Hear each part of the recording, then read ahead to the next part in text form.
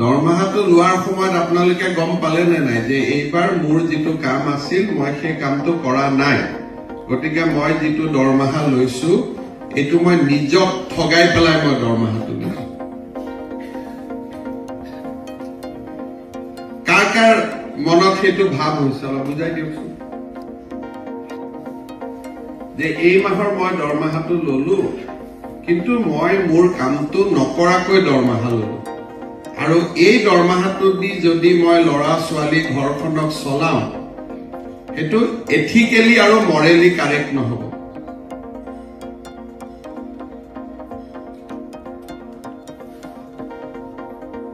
কাবাৰ মনত আছে না নাই হেতু চিন্তা নে আমাৰ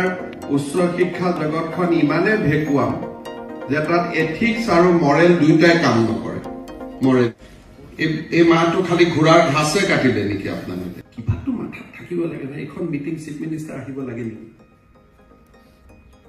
মই এতিয়া আপোনালোকক বাচ্চা ল'ৰাৰ দৰে পৰামৰ্শ দিম শুনিম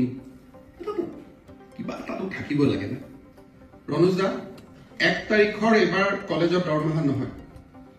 আৰু ইউনিভাৰ্চিটিটো সিলিং নহয় মই আজি অৰ্ডাৰ দি দিম আপুনি আজি কৈ দিব ট্ৰেজাৰীত লিখি দিব যে যেতিয়ালৈকে হায়াৰ এডুকেশ্যনৰ সাৰ্ভে ফিল আপ কৰাৰ কমপ্লায়েন্স ৰিপৰ্ট নহয় এই মাহৰ ট্ৰেজাৰী বিল হ'ব নালাগে ইমান খাতি কৈ থকা দৰকাৰ নাই হে ষ্টেটখনক বদনাম কৰাটোই আমাৰ কাম নেকি প্ৰত্যেক পৰ্যায়তে ইমানটো এছ'চিয়েটৰ পৰা ইটো নহলে এচিটিয়ে ইলেকশ্যন লৈ হাহাকাৰ লাগি যায় ভোট হ'ব নহ'ব ক'ত গ'ল মহাপুৰুষ কেইজন এতিয়া এচিটিয়ে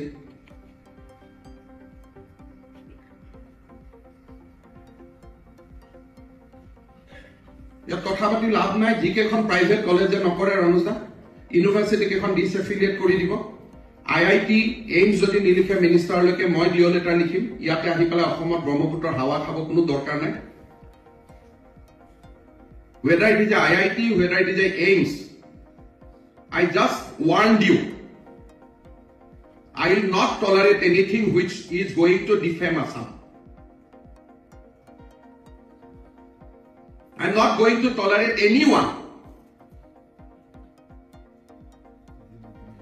Downtown Kaziranga nokorile, a assembly te deaffiliate korar karone law lo ahibo.